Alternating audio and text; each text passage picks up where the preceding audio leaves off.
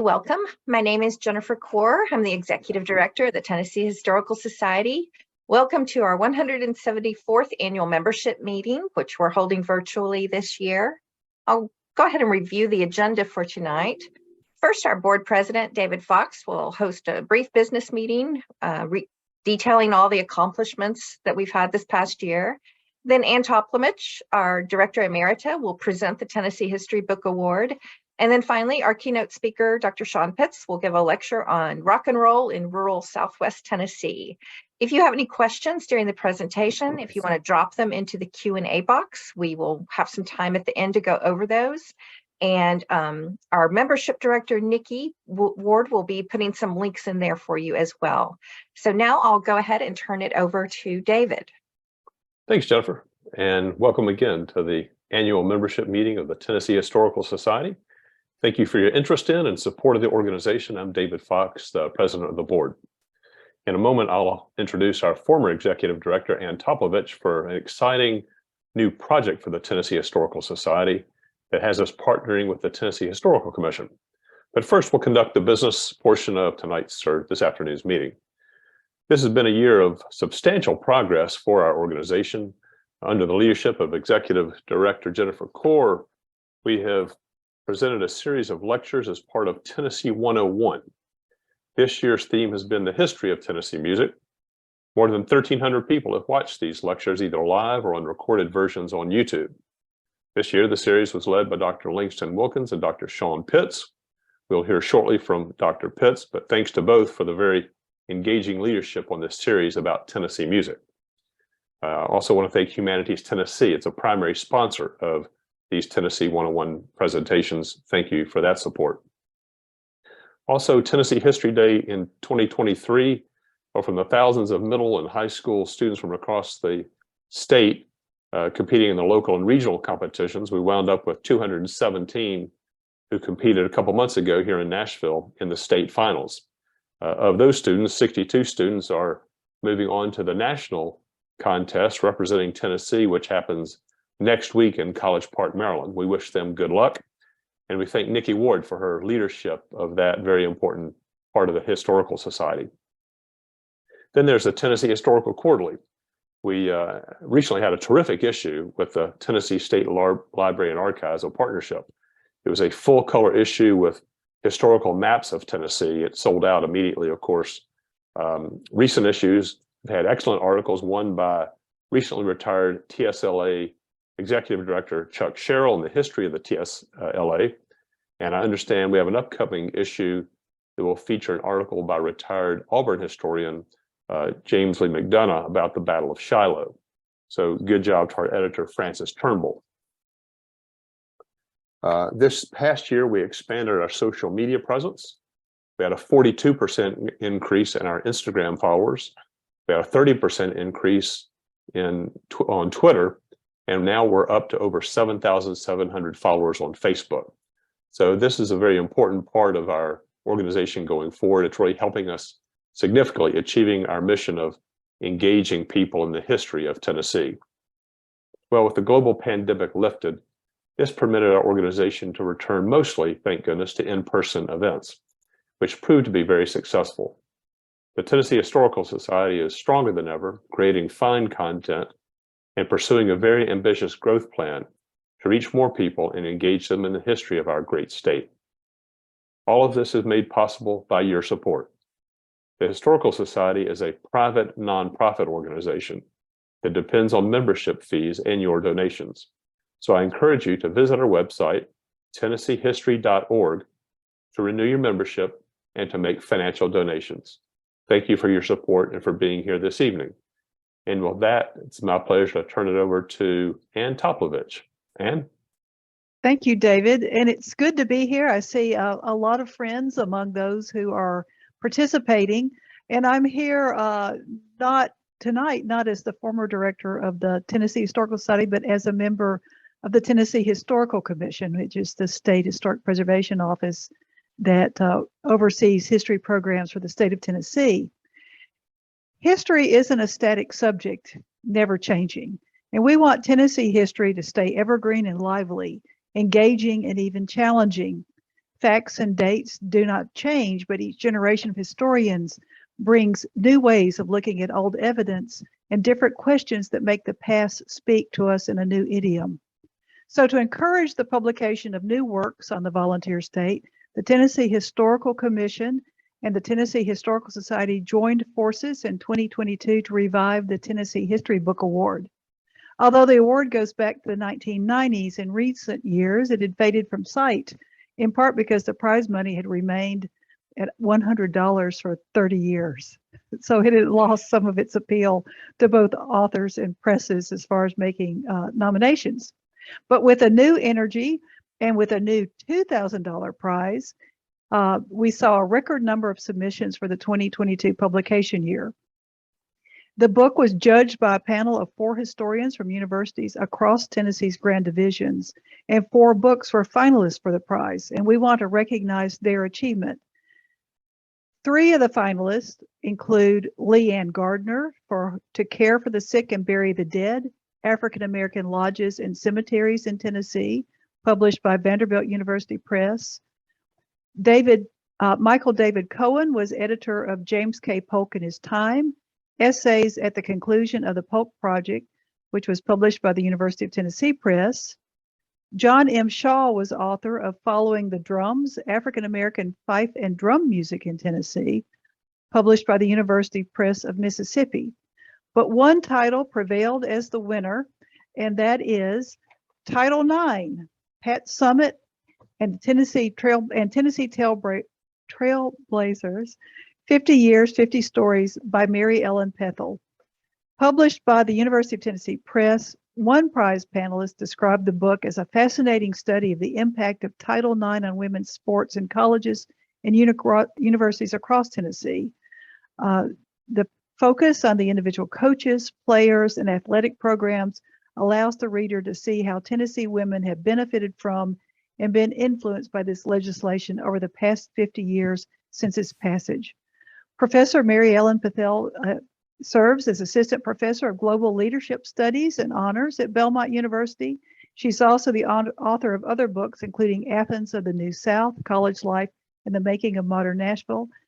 And she's currently working on a history of the life of Sarah Cannon, who many of us know as Minnie Pearl. So with that, I want to introduce our winner. Congratulations, Mary Ellen. Here is your prize. Thank you, Ann. I appreciate it. And I didn't know that the prize money had just jumped up even better, but I would have taken $100 too. So no, this was what a surprise, what a humbling honor. And I'm so thankful, and I want to thank the committee members. I want to thank you, Ann. I want to thank the Tennessee Historical Society and the Tennessee Historical Commission. I didn't know that I was even in the running. So as I mentioned, such a surprise and such a humbling honor. What I find most gratifying about it is that it also, I think, validates the historical significance and importance of the lives of these women who shaped not only women's higher education, but specifically women's sport, as you mentioned, before, during, and after the passage of Title IX. And the reason you stumbled over the title is the same reason that I stumbled over the title. It's really long, and I'll tell you why we chose such a long title is that we wanted to make sure that everybody could read the title and know what the book was about and how it was formatted, because this was a scholarly work, but we wanted to try to reach a wide audience. And so we wanted to make sure we knew that it was about Title IX, that it was about Tennessee's Trailblazers, but Pat Summitt, in doing these interviews and doing this research, Pat Summitt was, it was not a book just about Pat Summitt for sure, but she was so engaged and involved in so many aspects of these women's lives and students' lives, student athletes at the time, and women's sports more broadly in Tennessee. To not have her name in the title, one, we missed out on that name recognition, and we wanted to include that, but also she is this very constant thread that runs throughout the narrative of why women's sports has found such a home in Tennessee. And just to note, she touches all 3 of the Grand Divisions. She was born in Middle Tennessee. She attended college in West Tennessee, and then of course coached in East Tennessee.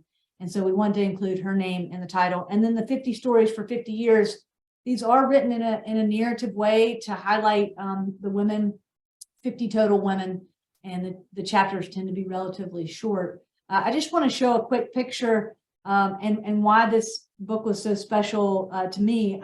I've always done traditional history scholarly projects, and not really based on oral history, because my main area of focus is the Gilded Progressive era, and there's no one left to interview from that era. But knowing that Title IX was going to be 50 years old, I set about wanting to do more of an oral history project. And so what I realized, and I'll go full screen. Can you guys see this? This picture? This is from one of my first book events at the Tennessee Sports Hall of Fame. And we were able to get 13 of the women who were in the book to come to this event. And as you can see here, this is a population that is, for the most part, 65 and older, but the one woman you see in the middle here was really the matriarch of women's sports in Tennessee, this Betty Giles, and she's 93 in this picture. She's now 94. And the other real important reason to do this project now is that we've already lost Pat Summit and so many of these women, and I wanted to get their stories firsthand, because so much of what they the examples that they set in the classrooms and on courts and on playing fields was not written down. And so I wanted to capture that and be able to pass that down to the next generation. People always ask me, like, why Tennessee was such a leader in women's sports. And I say it was because of early leaders like the Tennessee Tiger Bells at TSU. It was also Nashville Business College playing basketball, semi-pro league. And then it was these women on the ground. You know, they were the ones that made it happen. Title IX was a law, but it was up to them to really implement it. And they were the women on the ground who made women's sports a point of pride in Tennessee. And Pat Summit was a big part of that, but there are so many women, like the women in this picture with me, who also did the same. So I really, this book is to honor them. And so in honoring the book with this award, I feel like it's just an honor that I can pass down to them, because they spent their entire professional careers never getting the credit that they deserved. And so just bit by bit, I have so enjoyed being sort of a vessel at some of these events, and the book being a vessel to celebrate these unsung heroes from Tennessee and who represent really passing of the torch to this current generation of young women and young athletes and young men. You know, I say in the book that Title IX, I'm a beneficiary of Title IX, but we all are, men and women, girls and boys. And so with that, I just thank the committee and encourage anyone who's interested to buy a copy of the book. Thank you, Mary Ellen. And in the chat feature of our meeting tonight, Nikki Ward has placed a link. So if you're interested in getting the book, please do. So congratulations, Mary Ellen. We're delighted that you're the 2022 winner. And the nominations for books published in 2023 will open in November. So we look forward to having another great crop of Tennessee history books to choose from. And with that, I'm going to turn things back over to Jennifer Core, the Executive Director of the Tennessee Historical Society, to introduce the speaker. Yes, thank you. And congratulations again, Mary Ellen. All right, I'd like to introduce our keynote speaker for the night. If you've been following our online programming, then Sean Pitts should be familiar to you. Dr. Pitts is a native of McNairy County, and he, along with his wife Joanna, founded Arts in McNairy, an organization that focuses on programming for the rural arts. Sean has served as Tennessee's Arts Leadership Peer Advisor. He's been on the board of the Tennessee Arts Commission, Humanities Tennessee, and the Tennessee Folklore Society. In 2019, he produced Discovering Carl Perkins, Eastview, Tennessee, 1952 to 1953 for Bear Family Records. And his essay of the same title was published by the University of North Carolina in their online journal, Southern Cultures. He's been awarded by the American Folklife Center at the Library of Congress for his work in preserving the traditional music of West Tennessee and he was recently inducted as a member of the McNairy County Music Hall of Fame in the class of 2020.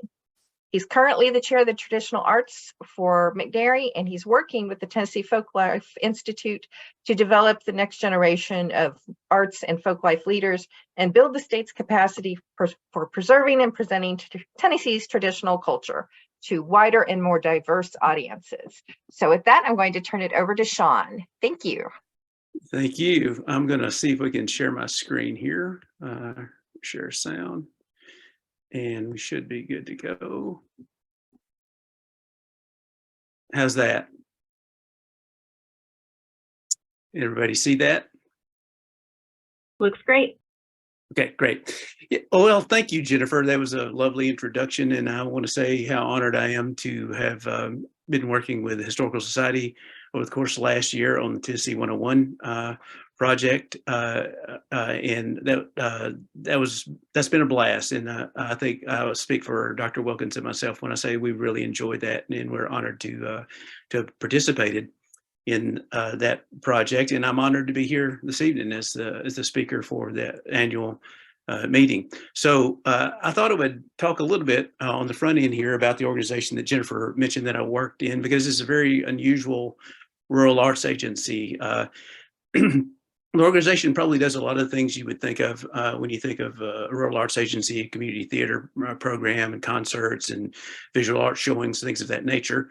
But what makes it a little unusual is the organization has a standing traditional arts committee, which has an ongoing effort over the course of 15 or so years to unearth and to dig into some of the deeper cultural aspects of McNairy County, both contemporary and traditional arts that have been important in the county, and then the program around those. And so that's led in some really interesting directions that I'm going to share with you this evening. Probably the thing that that's gotten a lot of people's attention, and what I'm going to speak a little bit about tonight, is the Stanton Littlejohn project that we've come to call a gentleman by the name of Stanton Littlejohn in Eastview, Tennessee, spent about 10 years making acetate recordings in the front parlor of his home from about 1947 until about 1957. And that came at a very unique time in American music history, and then a very unique time in Tennessee music history. And so some of the things that he caught, I could spend hours and hours boring you with all of the things that he recorded. But the organization was able to preserve now a little over 250 recordings made by Mr. Littlejohn in Eastview. And I'll talk a little bit more about that as the presentation unfolds this evening. What I'm going to wind up talking about is how those recordings actually bear on our understanding of popular music history. And they do bear on that in some very important ways. And that's gotten a lot of attention that Jennifer mentioned. The recordings were released in 2019. A couple of the recordings were released in 2019 as part of a larger project with Bear Family Records. We've done local releases with those, and also programmed around some of those recordings in some very productive ways here in the county. But there's this myth, there's this rock and roll rockabilly myth that Sam Phillips perpetuated for most of his life. Now, let me start by saying that I have every respect for Sam Phillips, founder of Sun Records, and a genius in his own right. He had an incredible eye for talent. But this quote that you see on the screen, he may or may not have said this, okay? But it's been attributed to him over and over again. And whether he's said these exact words or not, he said many things very like this. And he perpetuated this idea that from whole cloth in that little studio at 706 Union Avenue in Memphis, Tennessee, that he made rock and roll and rockabilly music and coaxed it out of a group of musicians who came through those doors over the course of a period of time in what's now called the rockabilly moment. And it was just a moment in time when that music form was very popular, and most of you probably know that history, so I won't go into it. But this is a thing that he said, that, or he said things like this often, that if he could find a white man who had an African-American sound and that feel in the music, well, then he could make it $1 million. Well, besides being pretty mercenary and racist, that's also not exactly what happened, but Sam Phillips perpetuated this narrative for most of his life, and others have picked up on that, but it wasn't exactly sort of what happened, although most people know the Sun Records story. There's another story, and here you see Carl Perkins on the right. This is a previously unpublished photo that we unearthed. It's been recently published in a short work, but until recently, this was an unknown photo of Carl Perkins in about 1948 or 49. And Carl was the consummate sort of rockabilly musicians. When people think of, you know, the early rock and roll, especially rockabilly, and I'll talk a little bit about what that term means a little bit later, they think of Carl Perkins because he's this authentic sort of expression, this authentic voice of the perfect synthesis of that kind of music that was coming out of North Mississippi and West Tennessee. And so what he said his entire life, and this is a quote from Michael Bertrand's excellent work, Race, Rock, and Elvis, that he picked this up from another interview that Carl Perkins did, that he had been playing this music for years, and then started in the late 40s and early 50s, long before there was a Sun Records or an Elvis Presley and any of that. And he continued to insist this, you know, for most of his life. And some people weren't really buying that, but the recordings of Stanton Littlejohn really sort of caused people to rethink what Carl Perkins was saying about, you know, where rockabilly music came from, and sort of the rural origins of that music in West Tennessee and the Cotton Belt, as he said, of West Tennessee, East Arkansas, North Mississippi, and some would say even farther south into Louisiana. But this was a hotbed of that sort of music before anybody actually slapped a label on that music. So where did it come from? Well, we think of honky-tonks as the birthplace of rockabilly music. And, you know, when we think of honky-tonks nowadays, maybe we think of Lower Broadway, as you see there. And that's what certainly tourists in Nashville think of when they think of honky-tonks, and maybe probably many Tennesseans too think of the honky-tonk in that way. This is really probably more what a honky-tonk looked like. This, you can tell from the photo here in the automobile. This is a little later photo from the 1960s. But this is the White Iris, which is down on the Tennessee-Mississippi state line in southern McNairy County. And it was sort of representative of what a lot of these rural working class bars look like, you know, in this region. But really more so than a souvenir shot glass or T-shirt, at a place like the White Iris, you're probably much more likely to get killed in a pistol duel, as this story reports from 1965 about the White Iris. So those sorts of honky-tonks, those sorts of clubs were much more the type of thing that Carl Perkins had in mind when he began to speak of when this music grew up and where it was born, and what it the environment that sort of yielded that kind of music. And there were many of these sorts of bars, and as you see here, in 2008 or 9 thereabouts, Highway 45 south from Jackson to the Tennessee state line, Tennessee-Mississippi state line, was dubbed Rockabilly Highway in recognition of the fact that so many of these clubs, as you see on the right there, and this is just a representative sample scattered up and down that highway, and then continuing on down towards Tupelo, Mississippi. At those two extremes, Carl Perkins from Jackson, Tennessee, and Elvis Presley from Tupelo, Mississippi.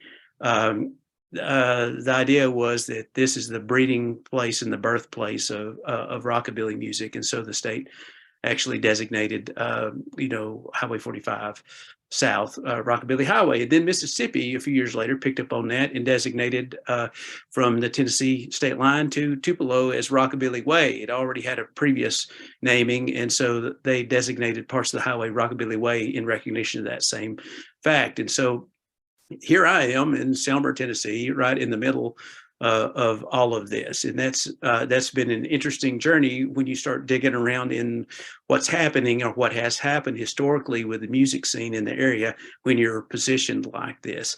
So this is a quote from W.S. Holland's recent book, and you can see W.S. on the right there. He's the drummer. You can see this is Jay Perkins. You can see Carl Perkins' feet and guitar behind him, but this is what that might have looked like. All right, this is a pretty raucous scene you see here with the Perkins Brothers band, and W.S. was the drummer for the early Perkins Brothers band, recording all their Sun Records material and played and toured with the band, and then later went on to a career touring with Johnny Cash for 40 years. And so W.S. put out a memoir right before his untimely passing a couple of years ago, and he in that book he said this that the Highway 45 was in fact the birthplace of rockabilly music, where all of these honky-tonks sort of served as a breeding ground for that sort of music that was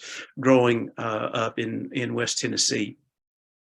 And so this is the Perkins. This is one of my favorite Perkins photos. This is from 1949 at the Knick-Knack Cafe in just south of Jackson, which the Knick-Knack Cafe was honky-tonk. It was one part eatery, one part gas station, one part dance hall, one part beer joint. It was a little bit of everything, but it was the kind of place where Carl was playing with his brothers very early. And you see him here with a couple of music veterans from West Tennessee too, Ed Cisco in the middle, Ramsey Kearney on the left on bass there. But this is what this would have looked like, and this is prior to Carl, or around the time he started, his own band with the Perkins Brothers.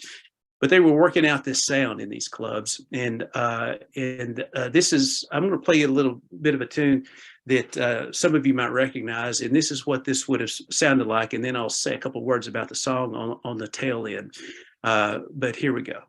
Down at that knick-knack where everything's fine, all them cats keep drinking that wine, drinking that mystery soda lifestyle. When they get rough, start fighting all night, drinking wine, footy, you're drinking wine, pop, pop, wine, footy, you're drinking wine, pop, pop, wine, footy, you're better pass that bottle of perk.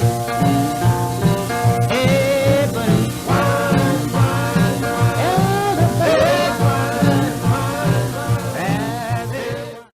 So you may have noticed in the opening bar of the song, Carl sings, down at that knick-knack where everything's fine, all them cats keep drinking that wine. And then heading into the chorus, he sings, drinking wine, Spodioti, better pass that bottle to Perk. And this was a habit of his, even when he recorded at Sun Records, that he would say his own name very often to identify himself, in the song. But the song itself, the original song, the lyric is down in New Orleans where everything is fine. And so here's Carl, and in that recording you just heard was captured by Stanton Littlejohn in 1952 or 53. And so Carl's rebranding sort of Party Central New Orleans as the Knick-Knack Cafe, a hole-in-the-wall honky-tonk in south of Jackson, Tennessee, and singing this tune. And so it's a really interesting tune, because I don't think anybody would argue that is what we would call classic country. It's much more in the rockabilly vein, and it is at least 2 full years before anybody ever heard of Elvis Presley and Sun Records and all of that. And so Stanton Littlejohn gets the credit for capturing that particular thing. And here's the record. This is actually the record itself, and you can see Mr. Littlejohn is titled Wine and Carl Perkins on the label. He was a pretty good documentarian, Mr. Littlejohn was, but he didn't always capture all of the notes. He put in sometimes he dated, sometimes he did not, and sometimes you see the sparse notation like you see here. And I'll talk about the flip side of this record in just a moment too, because it is perhaps more revealing about Carl Perkins' creative intentions as a young man than this is. Well, this particular song, though, is one of those tunes that fit in that category of songs that a lot of music historians and pundits have talked about as the portent of the rock and roll revolution, let's say, that come from a category of songs that were being done by jump blues artists and things like that, that sound suspiciously like what we would now call rock and roll music. And we think of people like Fats Domino and Little Richard's sister, Rosetta Tharpe, who, were playing this music, which is virtually indistinguishable in some ways from what we would call early rock and roll. So it's interesting that Carl Perkins, here's this song by Granville Henry Stick McGee, which was a huge record for Atlantic at the time, came out in 1949, okay, just a few years before Carl made those recordings at Eastview with Stanton Littlejohn. And so it's interesting that he would hear this tune that would have a resonance with him, and then he would start working that out in a place like the Knick Knack Cafe and bring that forward, into the form that you heard it. But I wish I had time to play all the original tunes for you too. But this record actually put Atlantic on the map as an R&B. They were playing more, or they were really producing more jazz type records, but this really brought them to the forefront and made them one of the top producers of R&B then throughout, of course, the 50s and 60s, as most people know. Other thing that was going on, in the neighborhood in Southwest Tennessee were these community jams, or what people would sometimes call house frolics, or which were musical house parties, which sometimes took a larger form in places like this. And what you see here is the Latta Ford Motor Company, and that's a photo you can see from 1943, a little bit before our period. But then on the right, you see some photos from 1949 and 1950 of large crowds gathered into that space. The photos on the right are interior photos of the old garage space there. Incidentally, the building is now the McNairy County Visitors and Cultural Center, where we do a lot of this programming, the Arts of McNairy programming that I was talking about. But in the mid to late 40s and on through the 50s, Mr. Latta, Earl Latta, who owned this dealership, was a mandolin player, and he began to play music in this space and community music.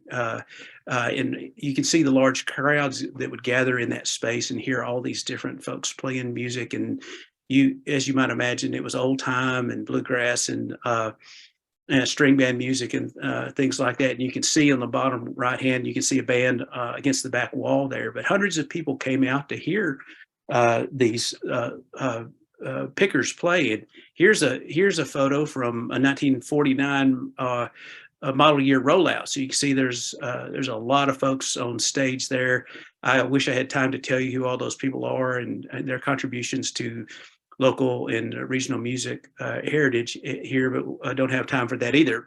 I'm going to play another quick soundbite for you of the sort of song that Carl Perkins and some of these guys might have been playing. This is an Eddie Arnold tune, another Tennessee boy from just up the road here in Henderson, Tennessee, which was released in 1951.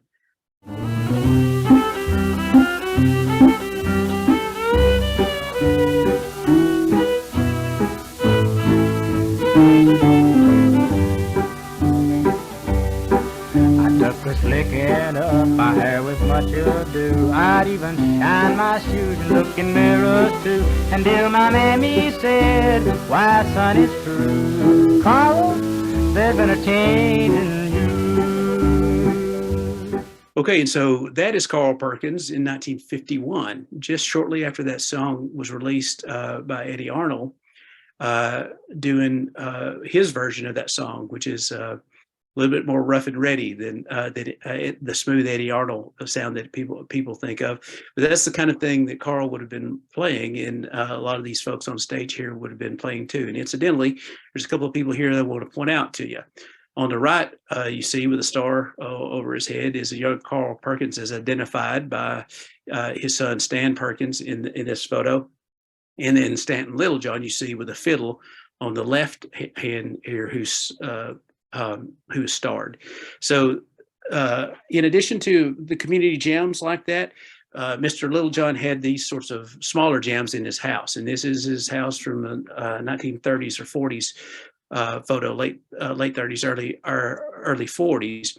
And he had folks come in and play like a lot of folks did in around the South, and they had these dances they called house musicals or frolics, and another great breeding ground for tradition in conveying traditional music within community were in these house parties. What made Mr. Littlejohn different, and there's a contemporary photo of the house, still exists. You can see it still looks great. Love this photo I made of the back porch. You see the front porch there, but it's still a beautiful place. Family still owns the place.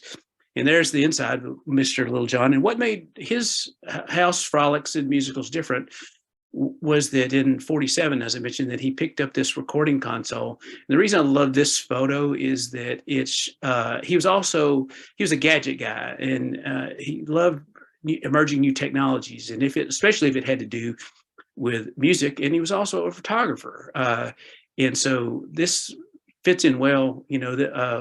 His interest in those things sort of fits in well with his later penchant for doing these recordings. And you see him in a self-portrait here. He has set the camera on the sofa, set in place with the timer on the camera, and begins to put a record onto his turntable. That is incidentally his combination turntable and cutting lathe, and you can see the microphone on top of the console there. This is the room where he made those recordings, and that's the microphone he used to make those recordings, and that is, in fact, that he's leaning over there, the machine that he used to make these recordings with. So this is what it looked like on a jam day inside the house. And this is Arnold English, I'd like to talk about, but more time later, but maybe in the center, and Latta Ramblers, who was the house band for Earl Latta's garage jams down in Selmer, and they would come out to Eastview and sit in on these records and act as a studio band for Mr. Littlejohn as well. And so that's what that looked like whenever they got a band assembled in this tiny room and sort of pressed into one corner. You can imagine what that looked like with dancers and, in the other part of the room, and people gathered in. This is actually prior to one of the recording sessions with Arnold English and the Latta Ramblers you see in that particular photo. And so these are what the recordings look like. This is the B-side you see on the left there or A-side or B-side, whichever, of the recording I played a moment ago for you, Wine Spodioti. And it's interesting, the choices that he made on this one. I'll talk about that in just a minute. But here are a couple of the other recordings. I want to say a word about this as well. As I said, we've recovered more than 250 of these recordings. Some of them are good, some of them are okay, some of them are bad, some of them are great. And these are a couple of great ones here by a couple of acknowledged masters in this neighborhood, Waldo Davis and Elvis Black. And Waldo and Elvis Black were both fiddle players who came of our age in the first half of the 20th century. And so they were the older generation of fiddlers. And when they were captured on these recordings, they were not spring chickens. They had been around for quite some time playing music all over the place. Waldo actually did a brief stint on the Grand Ole Opry. That is so. Elvis was a contest fiddler, and he was blind. And had just a preternatural talent, and both of them played widely around their region on radio spots and gigs, and they were top notch. Some of the best fiddlers to ever come out of this part of the world. But it's interesting to me, and I picked these two recordings because the top one there, Waldo Davis made two recordings of Milk Cow Blues. And then the bottom recording there, Elvis Black did this recording of Pig Ankle Strut. recently discovered, when I say recently, I mean very recently, it's just now been digitized at Center for Popular Music at MTSU, who has done a lot of this digitization work for us and done a fantastic job with it.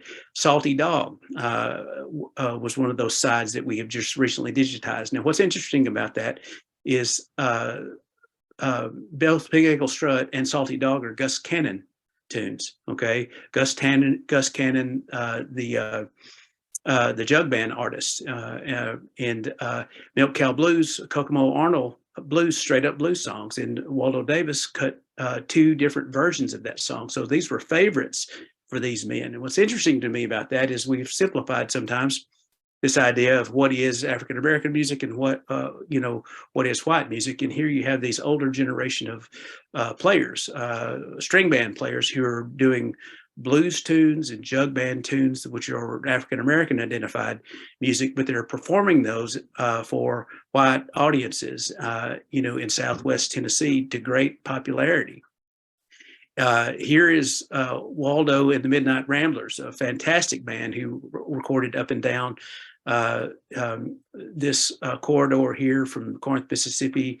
I did radio programming rather from Corinth, Mississippi, all the way up to Jackson, Tennessee. And he played widely, as I said, and Milk Cow Blues was one of his favorite tunes. And some of that from the Littlejohn archive is just spectacular. The songs are great. I wish I had time to play them for you. And here's Elvis Black, as I said, and that's the Pig Ankle Strut, that record that I mentioned. And we have just heard Salty Dog, another Gus Cannon tune, which is equally as impressive. So we're eager to share that, with a wider audience when that's all available and prepared for release, which we hope to get out a little bit later this year. This is how this happened in Southwest Tennessee. One of the previous county historians was an old-time buck dancing champion and a music fan, and he talked an awful lot about the Brown Stramley string band in his writing and in his personal life, which were very influential in Southwest Tennessee and McNairy County, Southern McNairy County in particular. The 2 photos on the left you see there are photos that we've recently turned up in a new cultural assessment effort where we're trying to understand a little bit more about how African American music played into this stream in McNairy County and informed the development of rockabilly and rock and roll music in this area. I think we tend to think that these guys heard R&B, Carl Perkins and Elvis Presley, and they liked it, and so they incorporated it into their music, and that's not wrong, but this was already happening. So by the time we get to those guys, this feels more like an evolution than a revolution if you've been paying attention to what's happening to music in West Tennessee. So the band on the left there is unidentified, but it's in the family photos of the Prather family from McNairy County. And the gentleman you see in the center there is Caleb Armstrong, who is from one of the well-known black string band families from McNairy County, the Brown and Armstrong families. And so that's been fascinating to ferret out some of that and to take oral histories from those family members. And we're still uncovering some of that material. And it's been great for our understanding of how this music develops. On the right there, you see Gus Cannon and the Jug Stompers, who were Noah Lewis on the far right there from Lauderdale County, just up the way here in the Haywood County area. So they were are in this neighborhood, and that's the sort of music that was being played, at that time in the early 20th century, when some of these white old-time pickers were coming along and picking up on this music and adapting it, for white audiences as well. So by the time we do get to Carl Perkins again, and this is probably the best, I think, representation of what we would consider rock and roll or rockabilly music that was being played. And I'll say a little bit about this on the backside of it too, but I wanted to play just a little bit of this tune for you because it's very, very revealing and quite good. We got the news, everybody rocking tonight.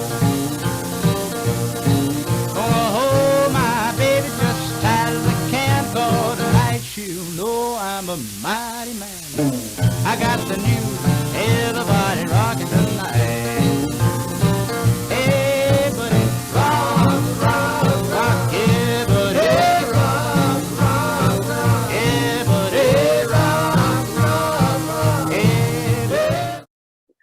So you see what that sounds like, and it may be familiar to you, probably to most people because of this guy. This was his second actually release on Sun Records, was Good Rockin' Tonight, the song you just heard. And it was recorded, 2 to potentially 3 full years before Elvis recorded it for Sun Records, and by Carl Perkins and Stanton Littlejohn in Eastview, Tennessee. That particular record, of course, was a hit for Roy Brown initially in 1947, well before any of this took place. And then his second hit, again, testifying to the popularity of the song, Wynonie Harris released it again in 1949. And when Harris released it, it stayed 6 months on the chart. It was a national sensation. It is, again, like Wine Spodioti, one of those songs that people point to and say, well, this is the roots. This is the beginning of rock and roll. Whatever else you may want to say about it, Good Rockin' Tonight even has rockin' in the title. It's hard to deny that this is where that was headed with these jump blues and R&B artists, even dating into the 40s and crossing over into the 50s. So where does rockabilly music come from, and what is it?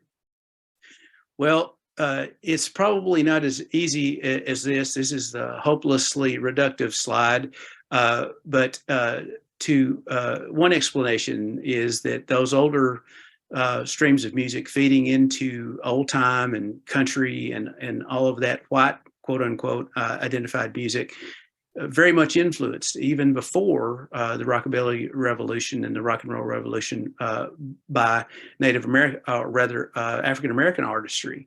But by the time we get to the post-war generation, there's much, much more influence, African American influence, where the earlier generations had been to a degree imitative, this begins to become assimilative, which is a big difference. And so you can hear the R&B influence in these early recordings with Carl Perkins made by Mr. Littlejohn. And in fact, these are they are the first known recordings of Carl Perkins' careers, and perhaps the earliest sort of capture of what we would consider rockabilly music as it was practiced in Southwest Tennessee, well before the Big Bang of Sun, and it wasn't coaxed out of anyone, as Carl Perkins wanted to point out. It was just in the water. It's what the kind of music that people were making in these honky-tonks, and audiences were enjoying well before it became a national sensation. So there's some further reading you might want to do. There's ton of great books on sort of the assimilation of sort of the various streams of music that feed into rock and roll and rockabilly. There's tons of those. You can look at those.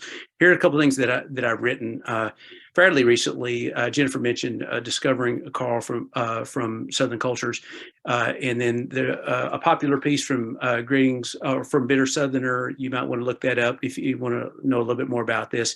And the most recent thing that just came out from the International Country Music was Hillbilly Bop, the Other Memphis Sound, and you can look at that on their website if you're interested in more of that. And the two websites you see there, Arts and McNairy and Trail of Music Legends for McNairy County, have a lot of this information as well. And there is the Bear Family Records project that Jennifer mentioned as well, and that is out now. You can purchase that either through Bear Family Records or wherever you like to buy records. It's available on Amazon and almost everywhere else. And it has the Carl Perkins recordings from Eastview, Tennessee, as you see. And then the B-side of this has a number of unreleased Sun recordings for comparison, so you can hear what Carl was doing when he got to Sun Records and what he was doing well before he got to Sun Records. And the liner notes on that are a good resource to understand or know more about some of this history that I have just discussed. And this is what's happening on Rockabilly Highway nowadays. I told Jennifer I'm honored to do this, but I wanted to put it in a quick plug. You see on the left there, there's a public art project sponsored by Arts and McNairy in downtown Selmer, and you see on the right two of the previous offerings, but the one on the left pays homage to some of this African-American banjo and string band heritage that is in Southwest Tennessee. And the paint is just now dry on that image, and it will be dedicated Saturday at the Rockabilly Highway Revival, which is the annual music festival, which also pays some homage to some of the history that I've just discussed. So